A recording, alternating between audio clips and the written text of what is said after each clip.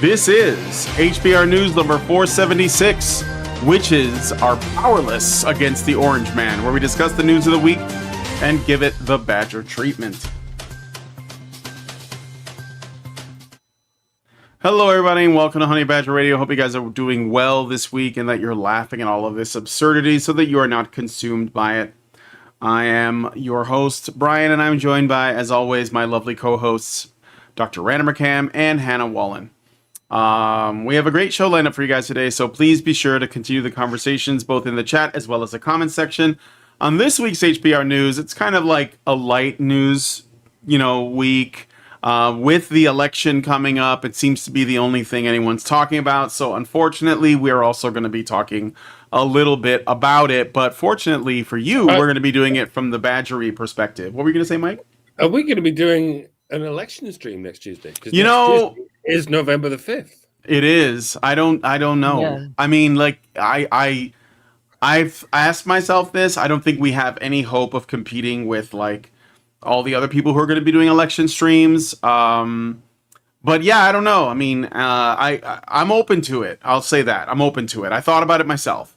But yeah, I just don't know. We'll have to see. I guess there's not much we can do in an hour or an hour and a half. Well, it would be, it wouldn't be an hour and a half. It would be however long it takes to cover it.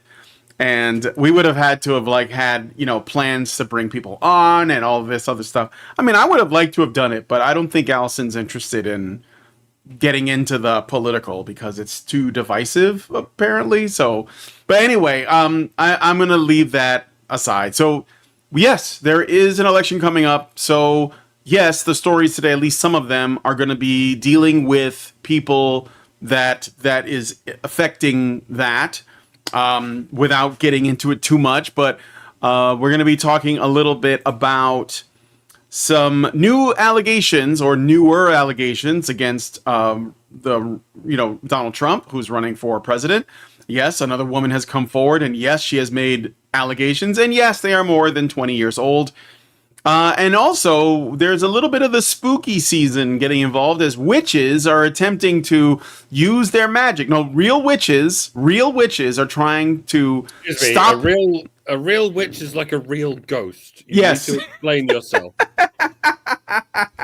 Well, we'll get into the story, but there are women who call themselves witches, and they are convinced that they are, and they're trying to stop him. I remember this witches coming forward. Just want to remind y'all that Wicca exists. It's a religion, and people follow it, and they practice it, and they practice it together in groups. And it's actually got enough people that there are festivals every year and all kinds of stuff. That's one of the reasons I went on the You Lost rant to people who have continued to try to bring back, there are druids too. Druids exist, right? Yeah, and Satanists exist, and all of that, and they all have their own the same kind of interpretation of how magic works that Christians and Muslims and Jews all have regarding how prayer works. They have the same signs and symbols of, obviously, this thing I did worked because this happened. So it's as legitimate to them as Christianity is to Christians, and as Islam is to Muslims, and as Judaism is to Jews, and it's as silly to atheists. It's no more silly or less silly. It's the same silly to atheists as any other religion. It hasn't gone away.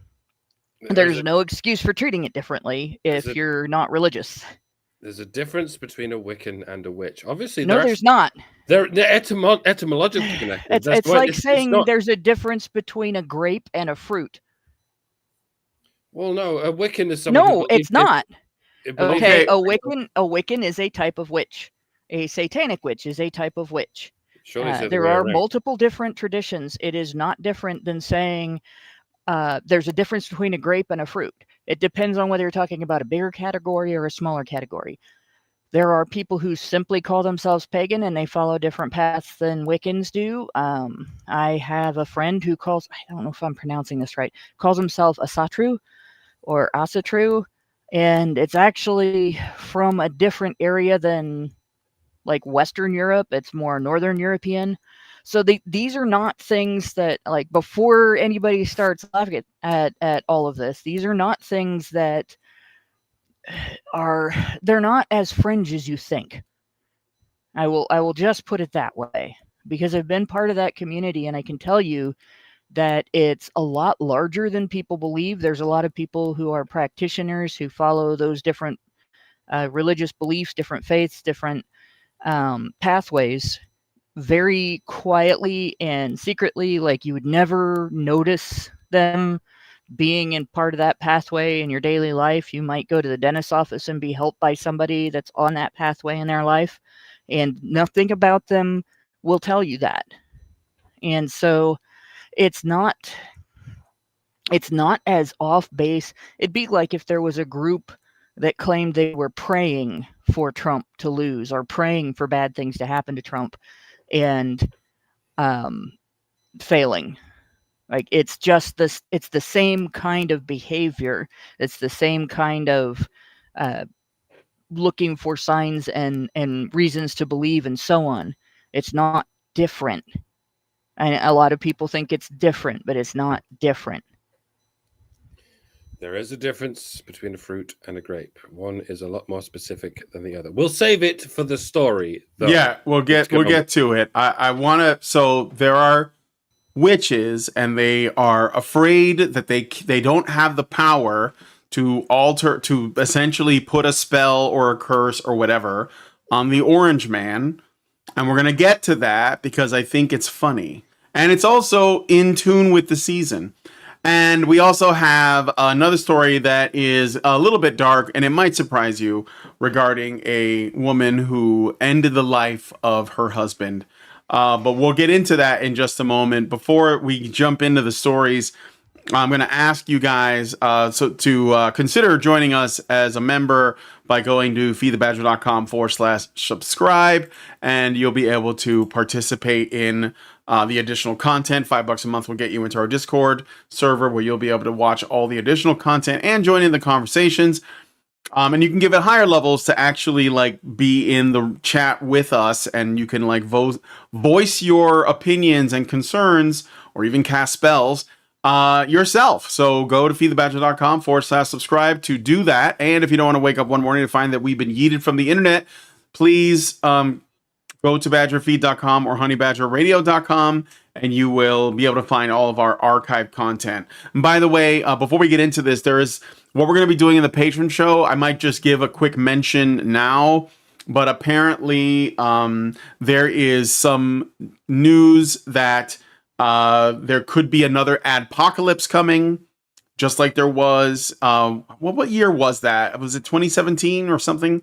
Where, where the Vox adpocalypse happened, and all the people got their channels demonetized, and a bunch of shit happened. So apparently Tucker Carlson, Tim Pool, and others that are making content, Benny Johnson, they have gotten letters or emails from, I think it was like the New York Times, and they are essentially like making veiled threats against them and their content. So we might go into the letters in the patron show and look at them, because obviously those are like really big channels that are being targeted, but there's a good chance that smaller channels like ours could also be affected.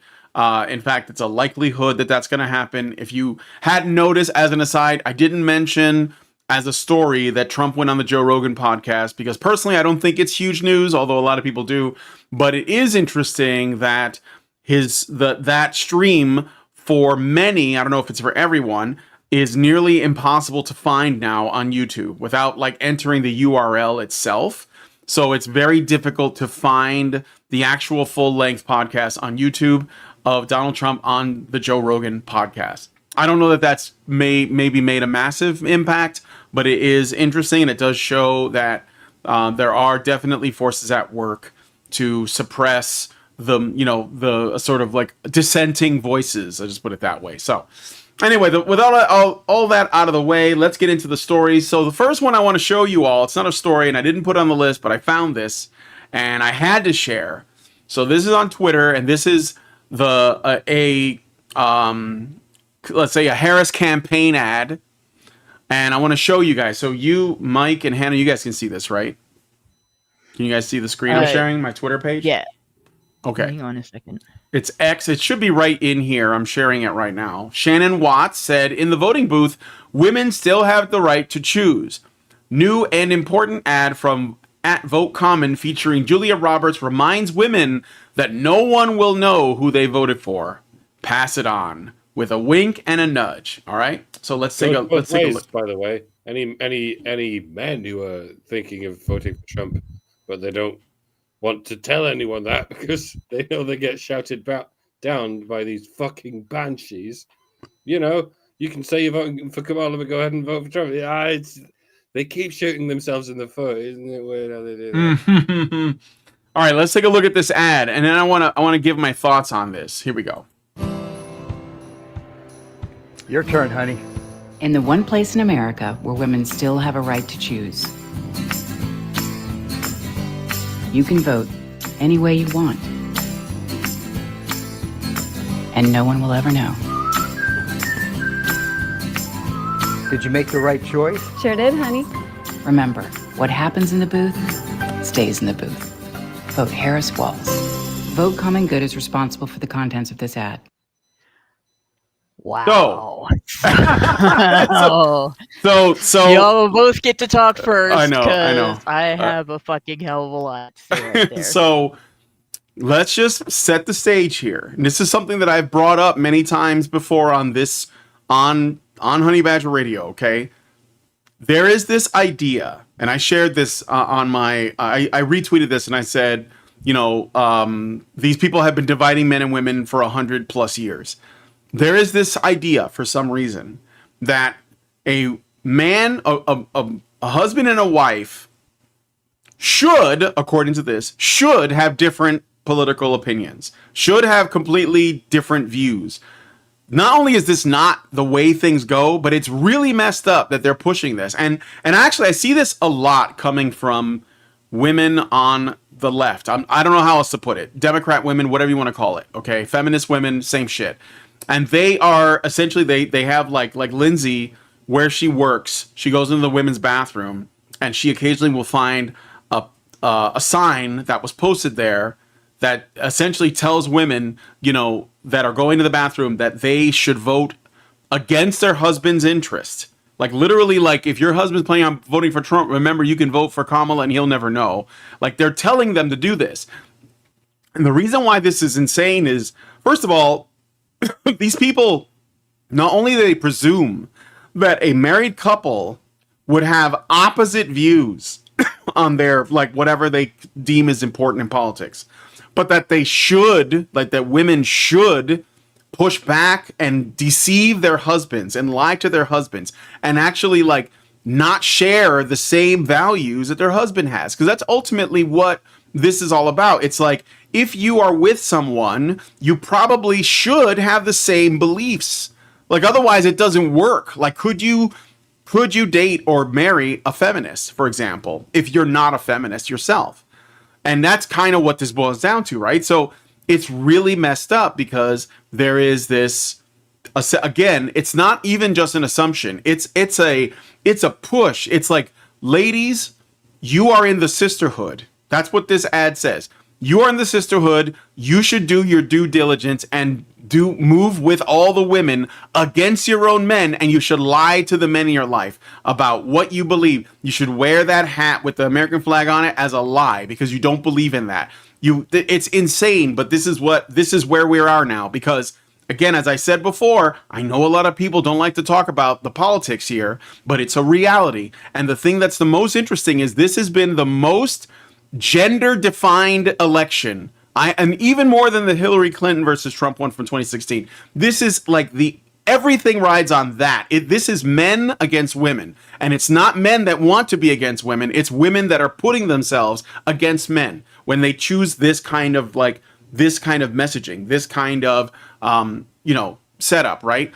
And I mean, I know that women tend to go out and vote, but I hope to God that men finally say, you know what? fuck this shit, and they go and they cast their ballot because they historically, I think that they generally believe that women know, like, have their best interests and they're just gonna do the right thing. But I don't think that's true anymore. I just don't. I think that women are like, I don't know how many. I hope it's not as much as I suspect, but if it is, then women will sink this country so they can get their abortions, even if they're never going to have any. They're literally like the SJWs that like that insist on like diversifying and destroying video games, and then when the publishers say we did everything you asked and now no one's buying them, are you going to buy them? And they say no, I had no intention on buying it. I just wanted to change it. This is that. I know I have no intention of getting an abortion. I just wanted to vote for it.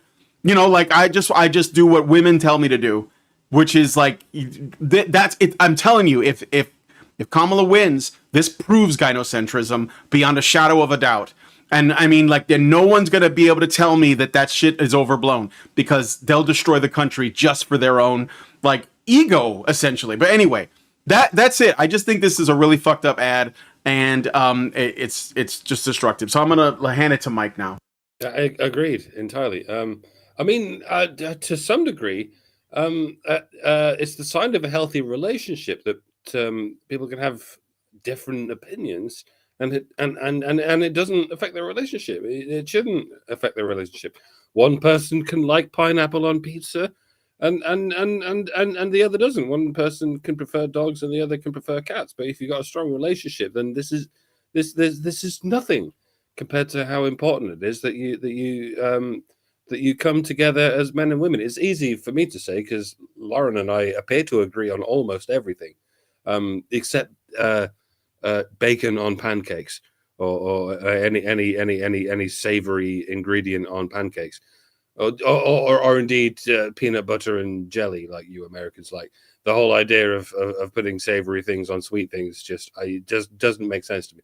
That appears to be the only thing Lauren and I disagree on, and we can take that in our stride. It's fine. We disagree on that, and we still love each other, and it doesn't stop us loving each other at all. But there's a reason they say don't talk about politics or religion with your family, because it's not going to help. It's not as important as keeping your family together, and all it could possibly do is drive a wedge between you that is not going to spell good things for the relationship. But like I said, the same thing could be said in reverse. The Trump campaign could be telling men to deceive your women and vote Trump in secret, but they're not doing that because they're not trying to drive men and women apart. The Harris campaign very much seems to be doing that. They don't consider the family to be as important as everyone coming together and voting Democrat. That's what they mean by unity and healing. You all need to vote Democrat, and you all need to either eject all the Republicans from your life, or just do it secretly. You know, just deceive your family and bring about the communist revolution behind closed doors. And yeah, it's a testament to how honest and wholesome the Trump campaign has been compared with the Harris campaign. The Harris campaign is and always will be, well, the Democrat campaign, for as long as the Democrat Party exists, will be there to drive men and women apart, because they're very much driven by what we call feminism or what we call communism, and any of these things is drive people apart in order to create equality. as much, or indeed as little sense as that makes. Like you'd think they'd be bringing people together rather than driving them apart for the sake of politics. But yeah, that's that. I would say to add to that is that, like, people who don't, if you don't have the same values as your partner, you're not going to last. Like, generally a successful union between like two people, it rests on them having at least the same values. Like, you don't have to like all the same things, but you should have the same values. And like, Why would a woman be married to a man that's interested in voting for Trump?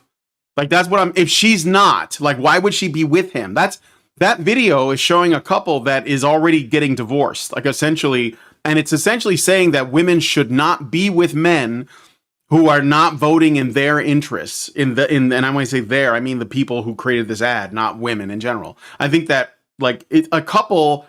That's why I think in the past, when it was limited to 1 vote per household, it made sense, because the man and the woman were they both probably wanted the same things, and were probably joined together, right? Like, they were on the same team. But now they're just putting people on different teams. Specifically, they're making a man team and a woman team. They've created this. That's what they do. So anyway, that's it. Go ahead, Hannah. I'm sorry. Is Hannah there? Did I drop? What's going on? No, I'm Sorry, I was muted. Okay. But this is gonna be a bit of a wandering rant, because there are several bits that have to be addressed here. And the first one is, I don't think this commercial really was intended for happily married women.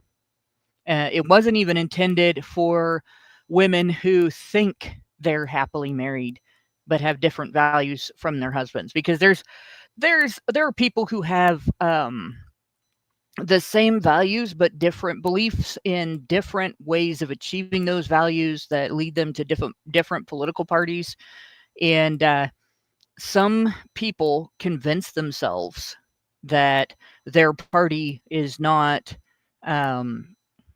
tainted, because historically it's always done this one thing this one way, and even though now there's a bunch of shit that they're not happy about, they just stick with that party because historically the other party has done things a different way that they think is not going to work. So there's that. It's possible for people to, one be Democrat and the other Republican, and still stay married for years and years. In fact, the 7 years in Hell's guy, his wife has that couple for parents, right? When she asked her parents why it was important to vote, and they both explained it to her and everything, what she got from it was that they were voting to cancel each other out in terms of politics. And it was kind of funny because she still votes. But there you go. That couple has been married for, well, longer than my parents' wedding or parents' marriage survived, because they're both still alive and my parents are gone. But in any case, that's one thing. So for everybody that's thinking married women are going to change their vote because of this commercial, including any Democrats that think that, well, they're wrong. There isn't anybody who didn't already know that, right? So they're marketing to women who already hate men. They're virtue signaling with this, and they're virtue signaling big time. But I want to address the women who are nodding their approval at this, who are married. One of the biggest decisions that you make every 4 years, because you are deciding who gets to write executive orders, is when you vote for the president. It's in a lot of ways bigger than when you vote for Senate or Congress, because you're only voting for one representative or two at the time.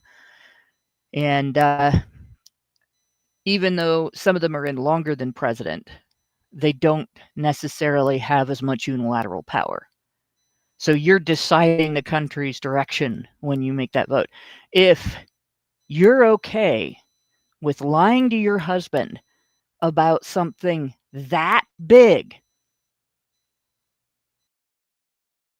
any problems you have in your marriage are you.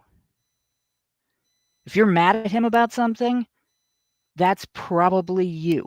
That's probably your fault, because you are so disloyal to your husband that you are willing to lie to him about the biggest decision you make every 4 years. And you pretend to yourself that it's to keep the peace in your house. but it's not.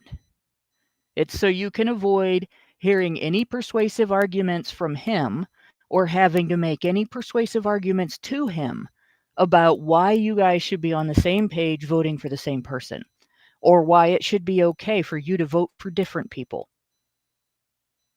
And if you can't get to the point where you can discuss that with your husband and be honest about it instead of lying to him, then you might as well hang it up. You are the problem in your marriage. Yeah. That's the first bit, okay? And that one's pretty heavy. And yeah, people are like, "Oh, it's not a big deal because voting is a big nothing burger." No. Bullshit. That's not the point. It was a big nothing burger. If it was a big nothing burger, then you wouldn't be voting, right? You wouldn't care whether you voted for the guy that you like or the guy that your husband likes, and we wouldn't be having this conversation. So it is bullshit to say, "Oh, voting is a big nothing burger." In the case of everybody who votes, it is absolute. It is your say, not your just decision in where the country goes every 4 years. Right. It is one of the biggest decisions that you make. Because if it wasn't, you wouldn't even bother making that decision at all. If you didn't believe that there is a chance that your vote counts, that there is a likelihood that the person that you vote for could get elected and run the country for the next 4 years, you wouldn't walk into the polling booth. You wouldn't take the time out of your day to stand in line to go vote. You wouldn't care. I know people who don't vote. There are people I love very dearly who don't vote because they don't believe that. For them, yeah, it's a nothing burger. But for the women this ad is virtue signaling for, it's not. And therefore, everything I said applies. It is one of the most important decisions, one of the weightiest decisions they are making every 4 years. It is a huge, big deal for them. Yeah, So, voting should be a nothing burger. Unfortunately, in the well, world it doesn't matter. It's a something burger. It doesn't matter whether it is in reality a nothing burger or not. It doesn't matter if we all put our votes into the machine and then a monkey throws a dart at a board and that's who becomes president, whatever it lands on. Like, it doesn't matter. To what I'm saying, it's completely irrelevant because I am talking to the women that this commercial is virtue signaling to. If you are listening along to that commercial and nodding your head and going, that's exactly what I believe, that it's okay for me to lie to my husband about this because it's important. Mm-hmm. Like, not just in spite of how important it is, but because it's important. You are the problem in your marriage. If you think that the importance of something is a reason why it's okay to lie to your partner about it, you are the problem in your marriage. You are wrecking your marriage. You are pushing your partner away. You are creating friction in your marriage. You are not solving problems in your marriage because you don't talk about them. You lie about them. If you're lying to your husband about something because you think it's important, then you are deceiving him on every level of the person that you are. And I don't know if people listening understand how big what I said is. Right? This is one of the reasons why 70% of divorces are filed by women. Men will tolerate a lot. They'll put up with all kinds of crap. They'll put up with you being a shitty cook, and they'll eat your food anyway. They'll put up with you not being good in bed. They'll do all the work and still put up with you not being good at bed. They'll put up with you bitching and whining and moaning. They'll put up with you talking nonstop when they just want some peace and quiet. They'll put up with having to work hard to pay bills that you ran up because you can't be responsible with a credit card. They even quite frequently put up with being cheated on when they shouldn't put up with that at all, because that's life-threatening. Right? They put up with all kinds of shit from you, and you can't even be honest about something that important, that much of a big deal. And in fact, you treat it like the fact that it's important and the fact that it's a big deal means that you get to hide it from the person who's supposed to be the most important person in your life. That is why women file for 70% of divorces. Because they let shit get so bad, so toxic, so putrid, so dissatisfying within their marriages. They wreck, they build a mess, they spill their personality all over the floor and just let it rot.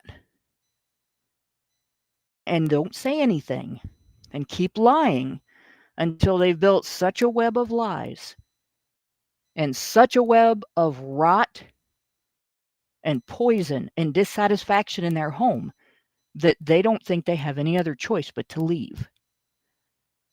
And when they do, they take the worst of it with them, and they're still living in that filth, and they resent that, and they spend the rest of their lives trying to punish him for it. That is what this ad is virtue signaling to. That's the woman that this ad is going, look how great we are. We approve of you lying to your husband. The 70%. Right? So guys, don't be upset about this ad. Don't be upset about maybe women might vote for Harris because this ad told them it's okay to lie. Because that's not what you should be upset about. What you should be upset about is half of the political system in the United States thinks there are so many women out there that think that way. They expect this ad to be effective. I don't know if they're wrong or not. I don't know if they're wrong about that many women or not. I think that when it comes to the type of women who specifically value abortion over everything else, who would vote for Harris as opposed to any other candidate because she has a D behind her name, and that's the name that protects abortion, is Democrat and all that. I don't know what percentage of the female population is that woman. What I do know is that there are enough women who, in the course of their arguments in favor of abortion and in favor of making it your main political issue that you vote on, that in the course of their arguments, they end up sounding like unruly teenagers that were brought onto Sally Jesse Raphael by their moms to be sent to boot camp for unruly teenagers. That's what they sound like when they make those arguments. Right? There's enough of those women to be scary. Now, that doesn't mean I think Trump is going to lose because of an ad like this. But in all honesty, this is a good reason to hate this ad. Not because you think that it's going to cause one party to win or the other, but because the distinct possibility is many, many women are like that. Right? That's the first bit. Somebody is trying to jump in. Oh, I was gonna try to move on, but you go ahead. Well, and finish up. there's some. I was gonna say there's a lot more. So. Okay. All right. But in any, like, it's hard. It messes with my train of thought when I feel like I'm about to be interrupted because it's time to move on. But this is more of a big deal than you think. All right. So that's the first bit. The second bit is this. And again, I know we don't have a lot of women in our audience, but there's some very serious consideration that women should be doing. And we talked about this before. All right. We talked about the fact that there are a shitload of other things on the spectrum of political issues that should be above abortion. And if abortion is your biggest issue, whether you plan on having one or not, it's not just because you personally came to a conclusion that it's important to you. It's not just because you personally came to a conclusion that you need to be able to kill your baby instead of giving birth. All right? That's bullshit.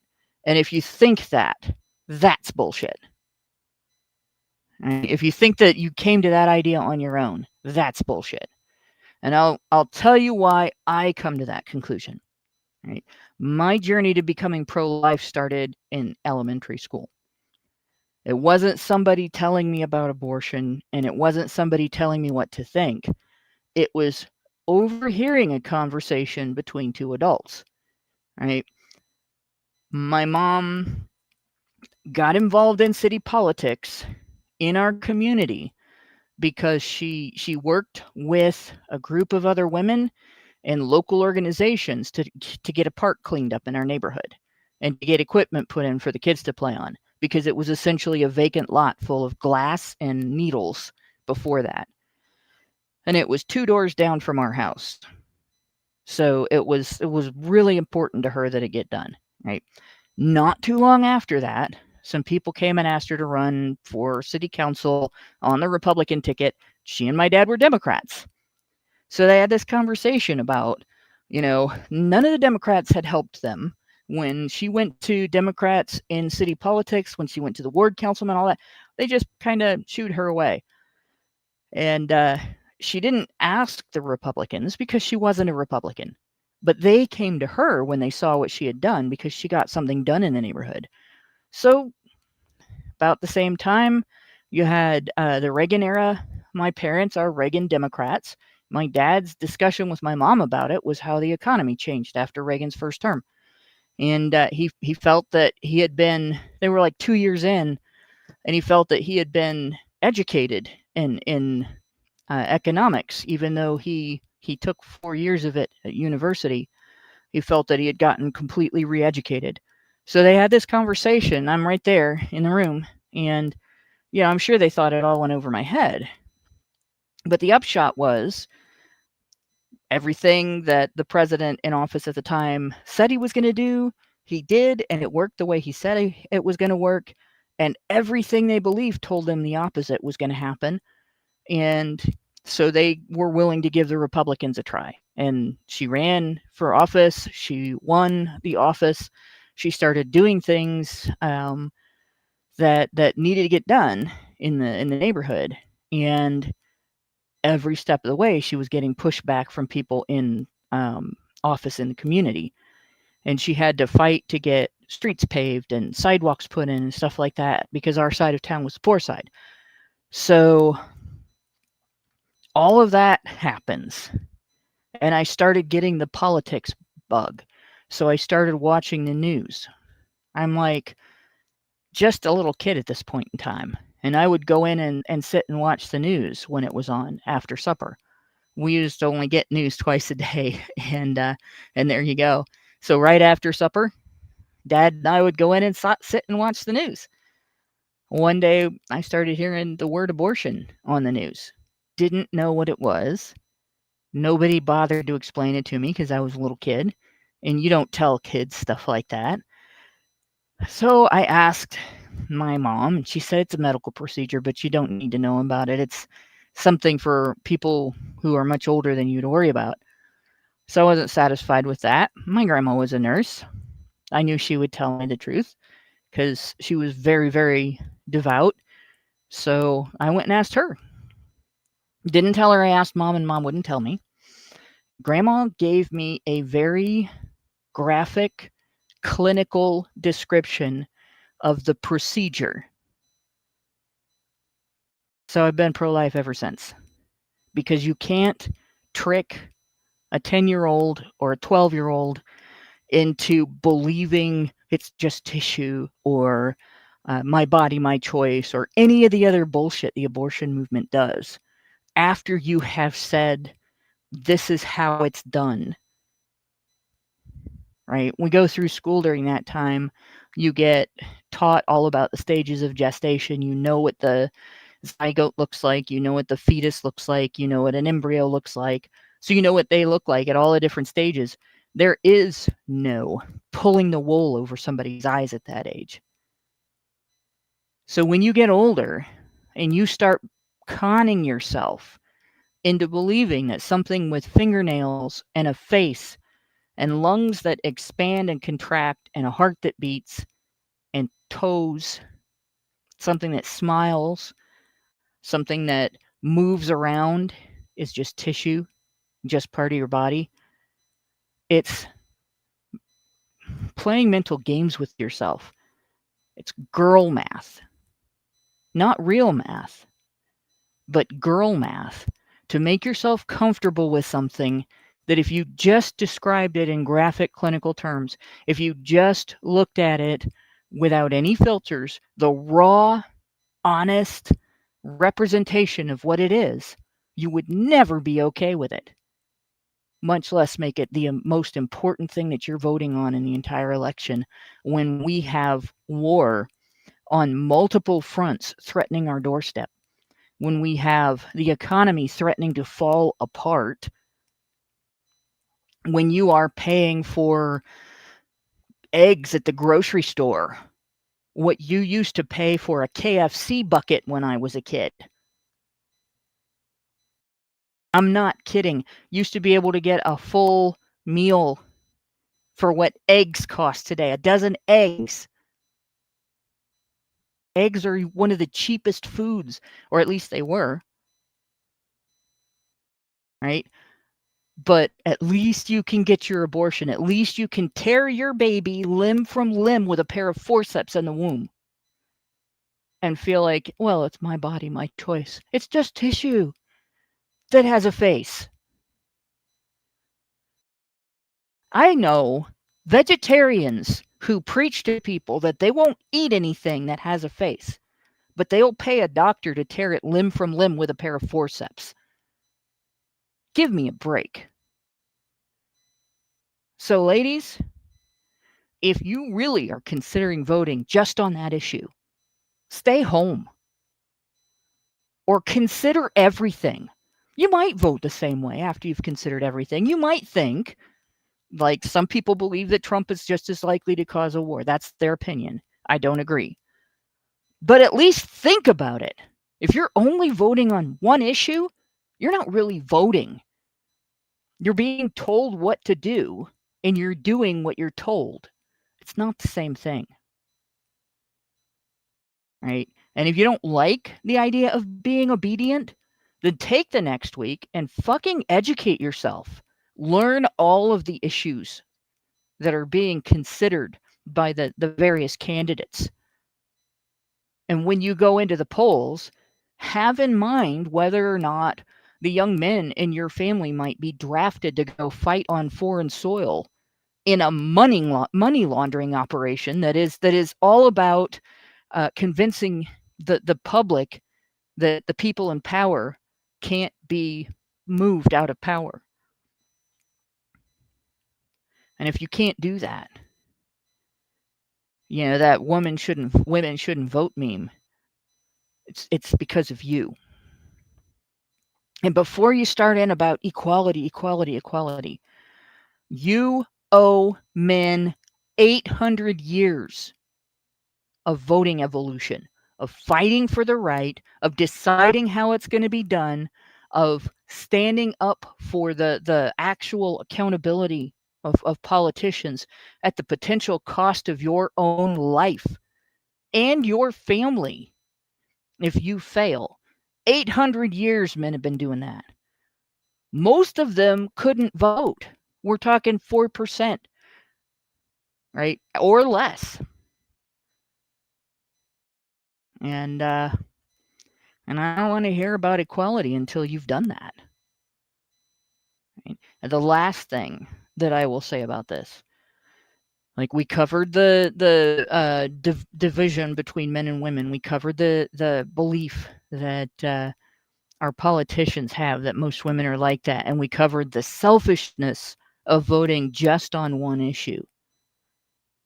All right. We hear all the time that women are smarter than men. we get told all the time through media, through feminists making a big deal about, well, women are stupid, men this, men that.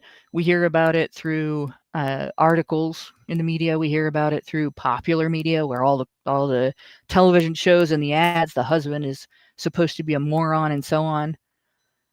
If women are smarter than men, if women are actually more intellectually capable than men, then you should be smart enough not to let something like this manipulate you into voting on that one issue and going against your husband because it's okay to lie to him as long as it's important, or it's okay to lie to him because it's important. If you're intelligent, you should be able to figure out everything about this that I just said without me having to say any of it. If you're mad at me for saying it, you're a moron. And you're proving the fact that men are smarter than women. So if women are intelligent, they won't just vote on abortion. If women are intelligent, they will look at all of the issues. If women are intelligent, they will realize that something being important is the opposite of a reason why you should lie to your husband about it. And if women are important, they'll realize that they are not just wrecking their lives, they are wrecking everything in their culture, and they need to stop. So I guess we'll find out. How dumb are women? Will they let themselves get exploited by people who make commercials like this? Or will they think and make an actual decision? Now I'm done. All right. Yeah. So I thought that was a worthwhile thing to share, and I think it bore some fruit. So we will move on to the next story. So. I think so. I mean, like I was saying, this there is only one party that's intentionally trying to divide men and women. I'm sorry, but it's true. I know people want to do the I'm floating above everybody else thing, but these people are actively doing this. That can't be denied. It's actually happening. Okay. So anyway, we're going to move on to the next story. Let me know what you guys think about this one in the comments. We will, of course, find out whether or not women have the ability to not allow themselves to be propagandized to hate men enough to destroy everything because they're not getting their way, like a child. And it may lead eventually. We'll have to see where that goes. So anyway, let us know what you guys think about that one in the comments. We got to move on to the next story. Speaking of all these kinds of techniques that are used to essentially make women hate men or fear men or be suspicious of men, we have allegations because it's another effective way of doing this. So Stacey Williams, pictured here, a former Sports Illustrated model, has accused Donald Trump of groping her in the 1990s. So 30-something years ago, an incident she alleges occurred in the presence of Jeffrey Epstein. Here's so this was released on October 29th, up to October 29th, which is today. Williams claims that after being introduced to Trump by Epstein, whom she was casually dating, Trump groped her during a visit to Trump Tower. This happened after Epstein suggested that they visit Trump, indicating a level of familiarity or coordination between the two men, according to these reports.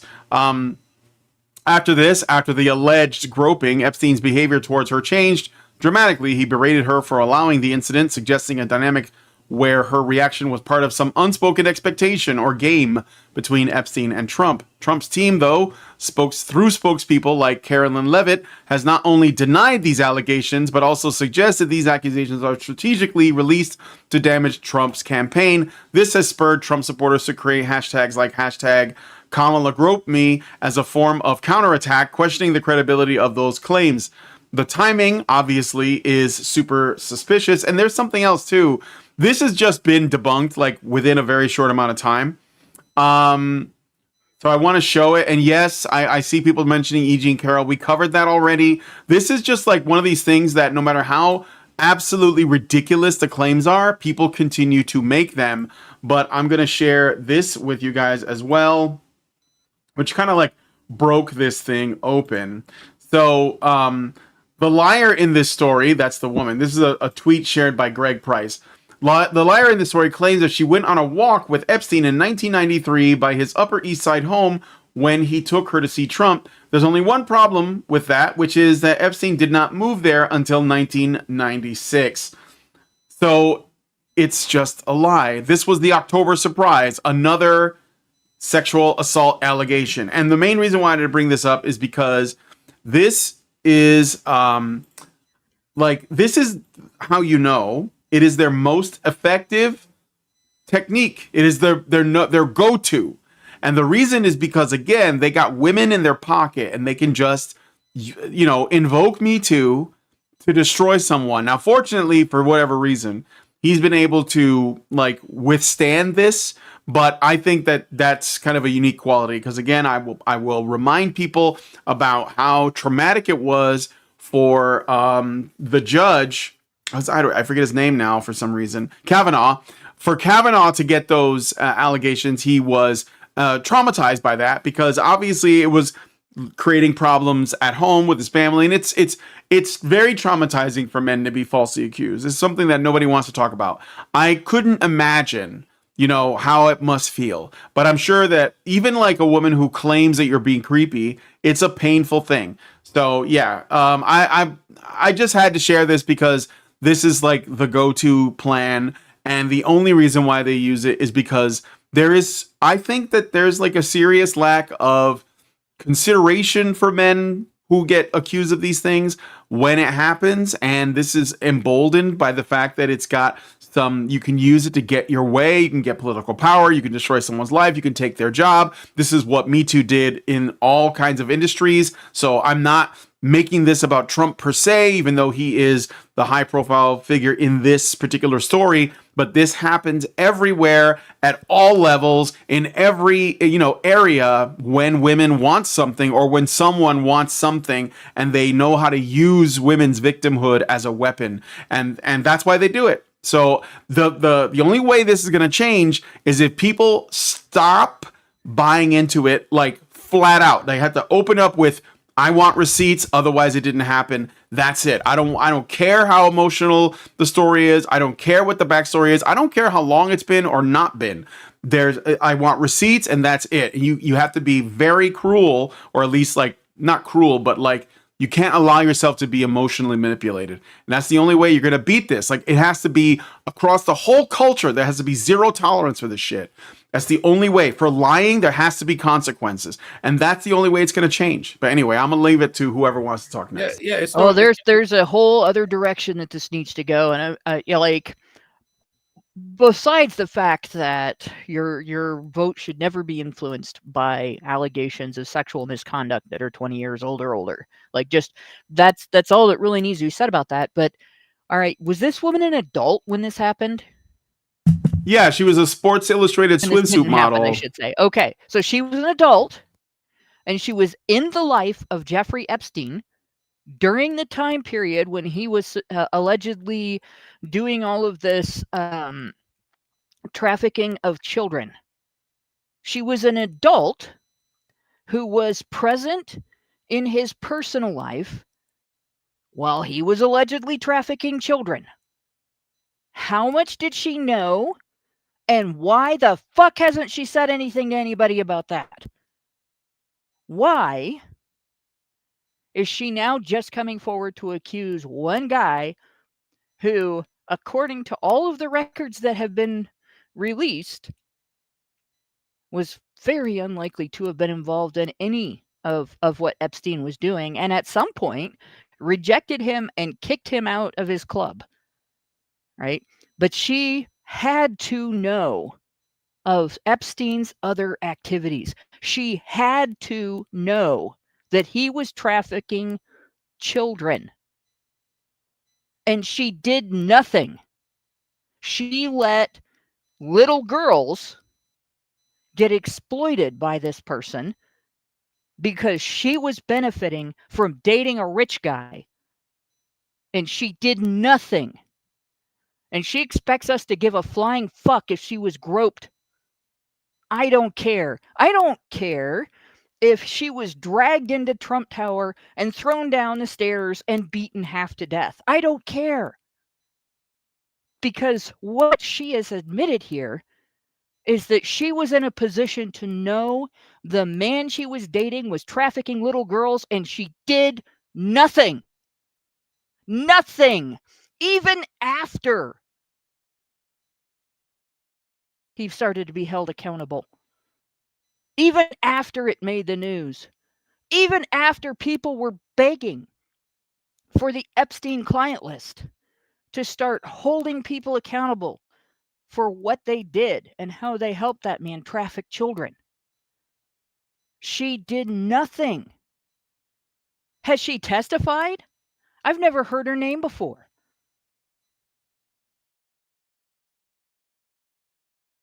To me, that's 1,000 times more important than this. She's an adult. She was an adult at the time. And she's an adult now. She knows that she lied about the thing that she was talking about. She didn't bother saying one damn word to help those children. Or if the allegations against Epstein were false somehow, she didn't stand up and say anything about that.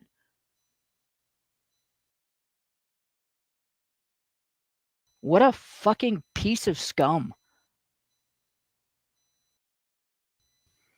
Yeah. What's the difference between sitting on this information for all those years and doing nothing to help kids that were being trafficked and being a human trafficker yourself? What's the difference? Sorry, I'm done. That really pisses me off, though. Oh yeah, understandable. Evidently, it's not even an effective tactic anymore. Even the left isn't talking about this. They're far more interested in talking about that comedian who was at the Trump rally at Madison Square Garden, because that happened recently. The mainstream media, for all its compulsion, is mostly compulsed to react to recent events. Even they don't care so much about shit that happened 30 years ago because they can't hook people in with that. And why would they? People have a very short attention span. They're interested in what celebrities are doing now, or at least recently. You'd think she would have remembered this in 2016 or in 2020 at the beginning or end of when Trump was constantly in the news on account of being the president. Normally, women don't make these accusations about a man until that man comes out of the closet as a conservative or a Republican, or at least someone who doesn't serve the Democrat Party unquestioningly, whether they're a beloved, wholesome comedian or a recently appointed Supreme Court justice. It is only when these men pose a potential threat to the hegemony of the Democrat Party, otherwise known as our democracy, that these women suddenly remember that they were graped or just groped. And given that E. Jean Carroll is now presumably some kind of multimillionaire as a reward for her extremely spurious accusations against Trump, it's almost miraculous that there aren't more women, leagues of them, who are stepping up for a piece of that pie. The fact that such women are so thin on the ground seems to be an indication that Trump doesn't tend to grope women all that much. He doesn't tend to grab them by the pussy. It's almost as though he wasn't necessarily telling the truth when he said that. Apparently he lies all the time, but that was the one time he was telling the truth, when he was joking and bragging on candid microphone. Weird. But there's a good reason women don't come forward, and by come forward I mean agree to lie about Trump because the Democrats told them to. And it's not because they're afraid of what Trump might do to them. It's because they're afraid of what the Democrats might do to them. You can imagine how this works. Sinister people in ominous black suits come to you, they're looking like agents from the Matrix, and they make you an offer. If you lie about being groped by Trump, we can make you a millionaire. Not to mention a heroine of the feminist movement. It doesn't matter if you're lying. We've told everyone to believe all women, unless they're accusing a Democrat like Joe Biden, obviously. So yeah, just tell us what we need to know. Tell us what our voter base wants to hear, and we'll protect you. We'll lionize you, and we'll make you rich beyond your wildest dreams. What do you say? What happens if I do all this, and then later I recant my story? What if I admit that I was lying all along? What if I fuck up my story so bad that everyone knows I was lying? By any chance, will I suffer the same fate as everyone else who inadvertently becomes a liability to the Democrat Party? Will I also find myself Clintoned, mysteriously unalived, perhaps in prison? Well, ma'am, we can't tell you that. We certainly can't promise anything. Just don't do that. Yeah, it shouldn't be difficult. Just don't do that. Yeah, I'm afraid I'm going to have to say no. I think it might not be worth the risk. When the mob comes to your door and asks you to lie for them, I think the safest option, if it's even an option, might be to not become a fraudulent mouthpiece for the mob, with far more to lose than I have to gain. So yeah, I think for every woman who agrees to this fraud, there are 1,000 women who said no. But this is one of the women who said yes. And I'm fearing for her safety right now.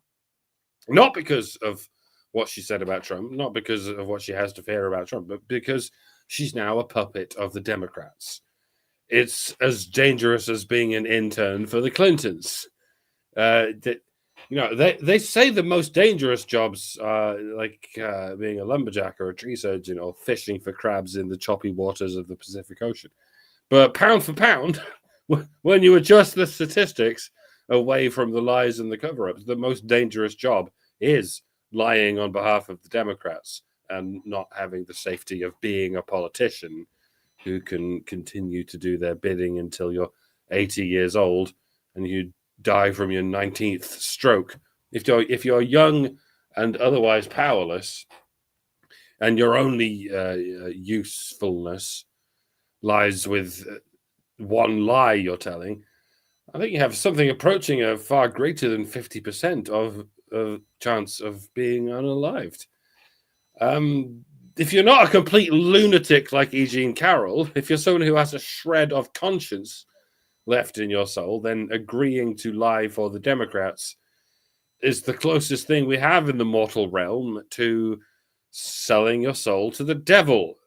I mean, it's worse than that. You're selling your life to the real life devil on spec. Don't do it, ladies. I'm glad most of you aren't doing it. Well, I assume most of you aren't doing it. I dread to think how many women said yes, but then they started asking questions and they were unalived before they could even make it to the press. They failed in the dress rehearsal and they were quietly disposed of. Do I sound like a conspiracy theorist? Well, that would be because I am. Yes, I think the Democrat Party frequently conspires to tell lies, ruthlessly and shamelessly. I am on this hill. The only reason I haven't died on this hill is because I have been throttled and shadow banned and rendered incapable of getting through to a large audience. Sometimes I complain about this, but at the end of the day, I'm grateful because my life is more valuable than my popularity. You can all learn from this. Do not fly too close to the sun. There have been cautionary tales about this for many millennia. So, yeah, take heed and proceed with caution. Message ends. All right. Well, yeah, let us know what you guys think about this one in the comments. I think we've all said what we wanted to say about this. And obviously it's bullshit, but it's interesting that it's still useful bullshit enough to where they use it. So I think that says something. Let us know what you guys think about that in the comments. We're going to move on to the next story. We got 2 to go and we're getting close to the end here. So let us know what you guys think. All right, let's get witchy. It's Halloween season. It's spooky season. So how scary is it going to get? In a presidential election with no shortage of twists and turns, A minor and humorous Halloween-flavored October surprise surfaces in the dank depths of the cheap wine and cat dander scented subreddit of r/witches versus patriarchy. Yes, that's a real Reddit. Witches versus... I mean, it doesn't really... Who does this shock anyway?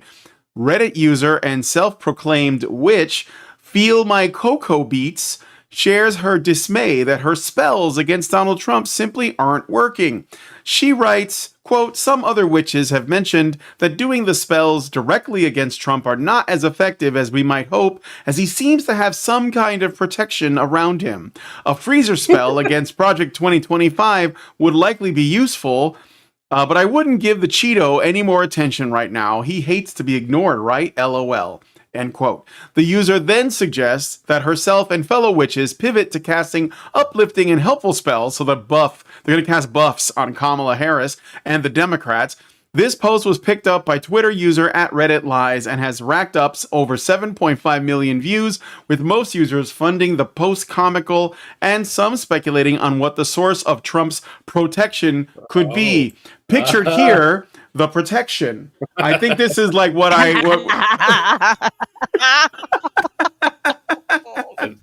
think you'll find this divine light, old boy. It's the hand of God. It's the hand of Asian God, if you must. That's protecting awesome. Trump. I mean, if 8 bullets couldn't do the job, then burning a lock of matted cat hair over a Ouija board probably isn't going to do shit. Although, if you believe in divine magic, why wouldn't you believe in black magic? When we're all powerless to change anything ourselves, then pontificating about supernatural superstition is a fun rhetorical exercise, but that seems to be all it is. Frankly, if God is on our side, then he's got a lot of explaining to do with regard to what he's allowed to happen in the last couple of decades, never mind the last century. Did God send communism to test us? And I guess we failed that test, so he sent several waves of feminism to really test us. Is that what's going on? Well, the other side could just as easily claim that Trump was sent to test us, and that it was the devil who saved him from the bullets. And I'm not saying it's impossible in either case. God and the devil are both well known for being, tricksters, playing high IQ pranks on us and gambling with the fate of mankind over their late night drunken poker games.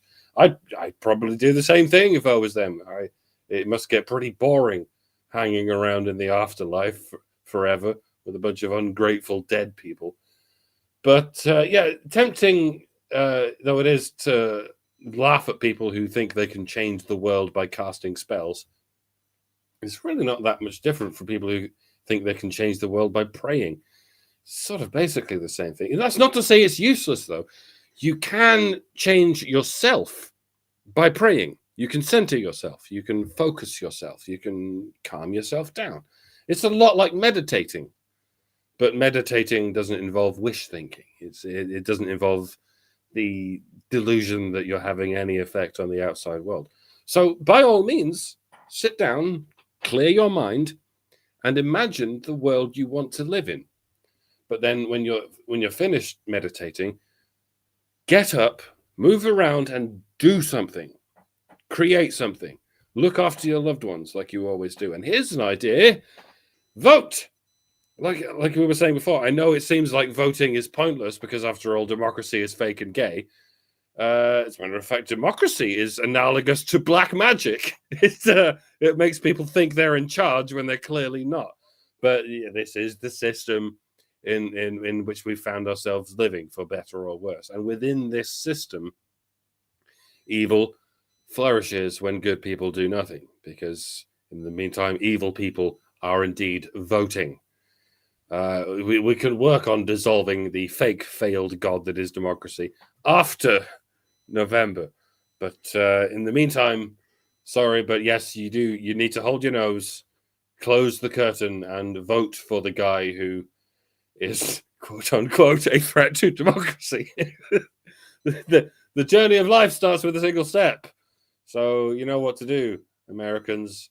Don't let me down. I'll be there shortly to reclaim this heathen land as your king. I hope you're okay with that, because it's inevitable. I have cast a spell to make it happen. And I ponder my orb in the meantime. This witch has to be female. I'm gonna say that right now. And it does say she, and all that. Aren't male witches called warlocks though? No, Isn't that warlock means oathbreaker. Yeah. It doesn't actually mean a male witch is just a witch. A male witch is just a witch. That's correct. And that's pretty much in every tradition that I know about, except Dianic Wicca. There are no males in. There's some guys who think they are Dianic Wiccans, but the women don't accept them. So there's that.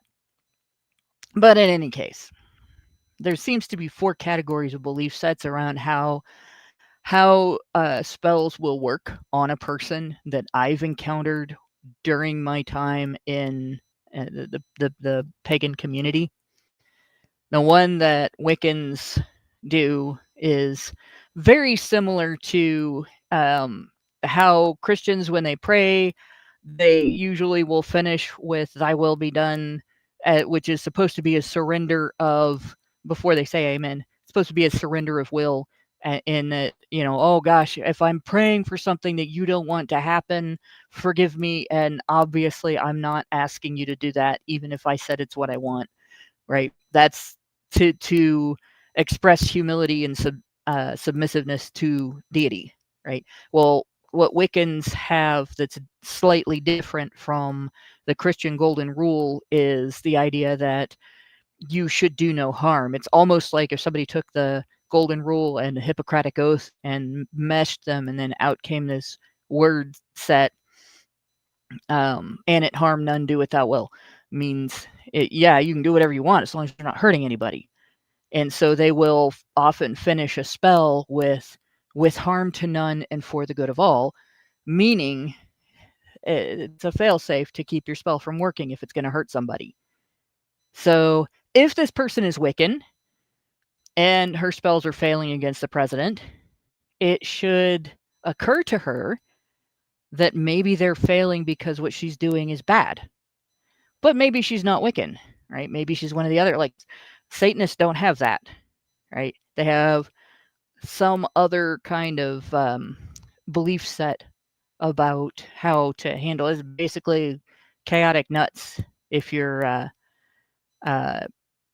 using D&D terms, or chaotic neutral, where anything goes, do what you will. They don't have the and it harm none part. But if you don't believe in their power, it doesn't work on you. So if this person is a Satanist and targeting Trump, that person should figure out that doing that is futile, because obviously he doesn't believe in her power. He doesn't believe that they have the capability to do him any harm with magic. Like, obviously, bullets have been tried and that hadn't worked either. So, but the other 2 essentially are one is curse and counter curse, or hex and counter hex, or spell and counter spell, however you would describe the type of praying that various pagan groups do that involve props, and because magic is basically just prayer with props and sometimes motions. It's a lot of it's like D&D would describe a spell having verbal or somatic or herbal components and things like that. You need this stone, you need to make these motions, you need to say these words, and so on. And people will believe that as long as their connection is more powerful to the magic than the other person, if they go up against somebody, then it's their connection to the magic or their will that decides who's going to win. And so they must assume that he has some powerful wizard, right, or powerful witch, or powerful spellcaster, shaman, prayer whatever stopping them. Well, there are hundreds of thousands of people praying for this man every day.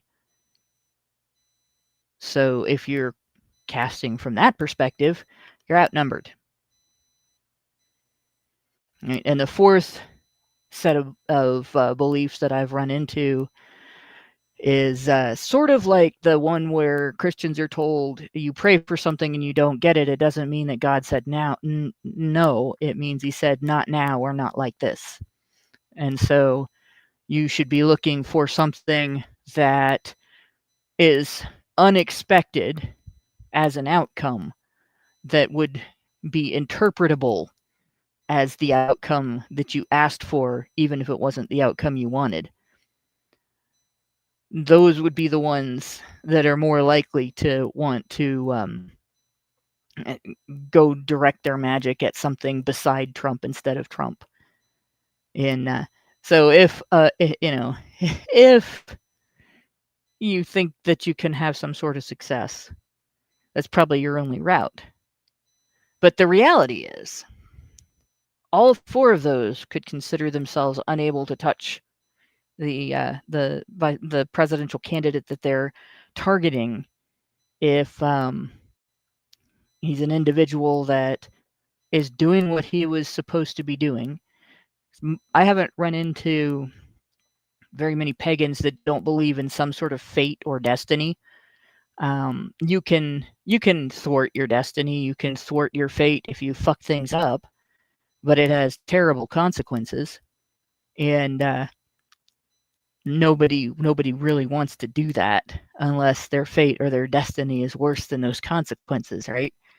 So only a woman would be stupid enough to go up against those numbers, not learn from losing multiple times, and believe something to the effect that this will work as long as I'm not trying to hurt anybody, or this will work as long as he's not immune through disbelief, or this will work as long as the universe doesn't disagree with me. And then keep failing over and over again and still think, gosh, I got to come at it from some other angle because this isn't working. Only a woman would be that fucking stupid to not step back and think, maybe this isn't the way to go about this. Maybe I should be learning more to figure out why I can't accomplish this. And forget about affecting an election that way. And think about whether you're on the right path. Or whether what you're on is actually a path at all. That's all I got to say about that. Okay. Mike, did you say what you said what you wanted to say about that already, right? Okay. Yes, well, it's a silly story. We did. It is. I wanted to do something silly, so I thought we would. Yeah, so let us know what you guys think about this one in the comments section. What kind of spells should they be casting on the Kamala campaign to give them buffs? What's the meta these days? I don't know what the meta is. Maybe you guys know in the comments. Let us know what builds they should be using, what builds they should be running. Yeah, I'll look to your comments afterwards. All right, so final story. Utah, this one's a little bit darker, I'm sorry, but I had to find something that wasn't about the election, and there isn't a lot, but this one's kind of interesting. So, Jennifer Gledhill, it's a weird name, Jennifer Gledhill allegedly shot her husband, Matthew Johnson, in their upscale home in Cottonwood Heights, Utah. The couple's children are aged 11, 7, and 5. After shooting her husband, Gledhill's parents also allegedly helped hide the body in a shallow grave. The police have yet to discover the body. They're still looking for it. She argued in front of the judge that the no contact order is not necessary as her children are not victims, according to her, in this case. She said the order was incorrectly placed and allowed. She is accusing the judge of trying to set everything she loves on fire by not allowing her to see her children. Gledhill's attorney said that or added that, quote, "My client's already lost her liberty at this point in time. It feels like the state and the city, the police agency that investigated this, are all trying to set everything that my client loves on fire." But the one thing that was left out of this was she killed her husband after he learned of her affair. So her husband revealed that she was having an affair with another man, and the woman shot him, allegedly, as a result of him discovering that she was cheating. With a firearm, by the way. Yeah, with a firearm of some kind. They kept talking about setting something on fire. Setting something on fire is a tried and tested method for killing someone. So it's remarkably rich for a defense counsel in the pursuit of defending a woman from the charge of murdering someone to bring up the metaphor of murdering someone with fire. This case, it really shouldn't require an analogy in order to put it in perspective. And it's bizarre that I find myself trying to come up with one. But it's like a woman has been charged with arson, and the defense counsel has elected to claim that not letting the defendant see her children is like killing them with fire. It's like if a woman is charged with sexually assaulting someone by ass-fucking them to death with a pineapple and claiming her inability to see her children is like ass-fucking her to death with a pineapple. This is what I meant in my last video about how these convoluted word games are not just something that goes on in the education system or indeed the general public, influenced as it is by the education system. It's going on in the legal system. You can claim politics is downstream from culture. You can claim culture is downstream from politics. But when the same jiggery pokery is going on all across the board, then it's hardly even relevant where it started. It's what's happening. All it takes to prevent a man from seeing his children is a woman claiming, well, anything. He cheated at Monopoly. Oh, well, okay, he's a shyster and a domestic abuser. Case closed. But she killed him. Well, that doesn't mean anything. We need to think of the well-being of the children. She may have killed him, but it's not as if there's any danger of her killing the children. That's you're just burning her options of seeing her children. How very dare you? I suppose the only alternative, now that the father is dead, would be for the state to take custody of the children. And you would think the state would stop at nothing to take hold of the children. The state wants nothing more than to have complete control of people while their brains are still soft, so they can mold them to worship the state. But evidently it's not the case. The state will go out of its way to make sure children are raised by women, even if they're murderers. It's the easiest option, since they already have control of the women. There's your nutshell. Enjoy your nutshell, because it's all you'll get to eat. The nut itself is going to the fucking immigrants. Whatever. Shut up. I don't know. Yeah. Before I say anything more about this story, I want to just go over a few points that sort of lead up to this. Right. This isn't just as bad as it would be if it was just a story of a killer demanding special treatment in jail because she's female, which is what she's doing, because nobody would take a man seriously making any of the arguments that she's made, and it's only because she's a mother and they're not victims of the crime. Of course they're victims of the crime. They lost their father in the most traumatic way possible, right? But before I get into that, I just want to point out, this is the case, or a case, in which she tried to build her defense by reporting domestic violence before filing a missing persons report. So she's going the God, I can't think of her name. The Who? What do you mean? The woman who stabbed her husband or her boyfriend a bunch of times while he was in the shower and Jodi Arias. got him. She's trying to go the Jodi Arias route with this. And gosh, surprise, surprise, another bleached blonde. But not that bleached blondes are all psychos. I know there's plenty of them out there that are perfectly nice gals. But in any case, so we have a woman who has a history of reporting this guy for domestic violence, that apparently these allegations have turned out to be false. She claimed she didn't report it first this last time because she didn't think she'd be believed, and then now she's reporting it. And then next thing you know, there's a missing persons report on him. And the reason that she was arrested was an informant tip to the police. And so then she admitted that she shot him. And she described how she disposed of everything, but they haven't actually found the body. So this isn't just a woman on trial. She's a woman who has consistently lied, but she did admit to that when she was caught in a bunch of lies. And she wants to have contact with the children that she just made fatherless. Fuck that. You know, if that happened in my family, I wouldn't ever want to see her again.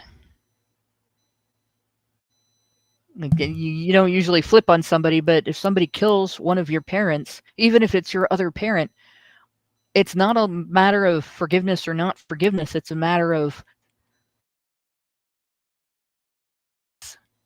I don't want to be around somebody that did something that horrible. It doesn't matter whether I hate them or not, right? Yeah. It's that's always going to be painful. It's always going to be traumatic. It's always going to be a lack of trust. And there's nothing wrong with never trusting that person again. The person that killed a parent, whether it was your mom or dad, forgiveness isn't forgetting, right? Even if you don't hate them, you never have to like them again. You never have to want to be around them again. And if you're a child, you're not old enough to understand that. You're not old enough to make that decision. It is right and fair for the courts to keep those children away from her. It would be different if there was no evidence other than a disappearance and somebody making an allegation. But there is evidence. It would be different if, that the kids had reason to not believe that she did this, but she admitted to it. So this hearing is basically whether or not she can get away with it. Yep. So no, she should not be given the lenience of getting to see her children. In fact, those children should be protected from her throughout the entire rest of their childhood. And if they want to see her during their adult lives, they'll be old enough to make that decision then. Being a woman shouldn't change that. In fact, if it's a reason for anything, it's a reason for the judge to dig in his heels. Because even though both parents can influence children, women can twist the knife in ways that men can't. She's more dangerous than things would be to them if the sexes were reversed. That's all I got to say about that. All right. Yep. You basically covered what I was going to say about that. So between you and Mike. So that's good. I did get a super chat. I didn't read it before, so I'll read it now. Meredith G gives us $5 and says HBR News 476, honey for the Badgers. And that's it. Thank you, Meredith. You are the top G. You are the GOAT. I'm going to give you a compliment for that.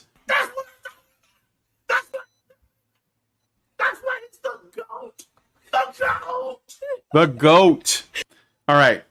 Thank you guys so much for coming on. We're going to go into the patron show now and talk a little bit about this potential.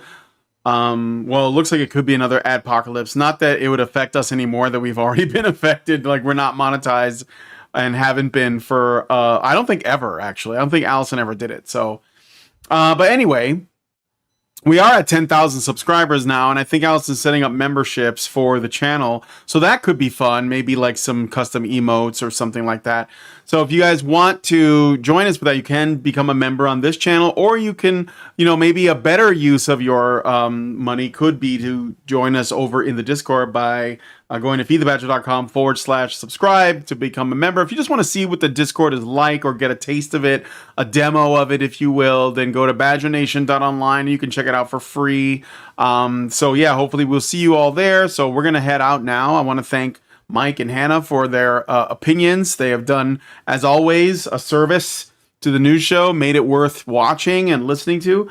And we're just glad to have you guys here. So if you guys like this video, please hit like, subscribe if you're not already subscribed, hit the bell for notifications, leave us a comment, let us know what you guys think about what we discussed on the show today. And please, please, please share this video, because sharing is caring. Thank you so much for coming on today's episode of HBR News.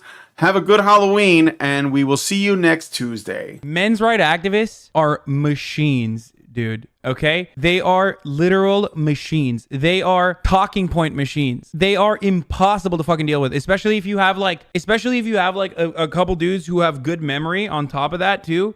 Holy shit, you're fucked.